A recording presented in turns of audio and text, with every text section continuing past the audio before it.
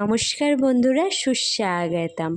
আজকে তৈরি করব সাবুদানার খিচুড়ি। তার জন্য ঘরে যে সমস্ত সবজি ছিল সেগুলোকে কেটে নিয়েছিলাম।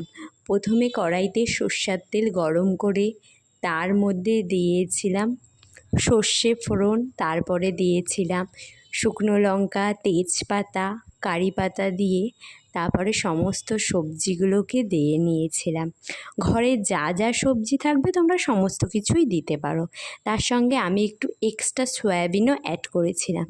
নুন হলুদ দিয়ে তারপরে টমেটো দিয়ে লঙ্কা দিয়ে ভালো করে নাড়িয়ে চাড়িয়ে আর এইদিকে সাবুটা আগের দিন রাত্রে ভিজিয়ে রেখেছিলাম। সাবুটা তোমরা ঠিক যত কাপ নেবে তত কাপই জল নেবে।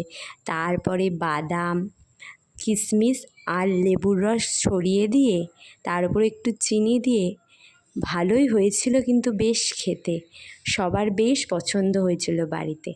আমি ফার্স্ট টাইম ট্রাই করেছিলাম। হেলদি আর টেস্টি দুটো মিলিয়ে একটা সুন্দর খাবার সকালবেলার খাবারে ছিল। দেখা হচ্ছে পরের ভিডিওতে। Thanks for watching, love you guys, tata.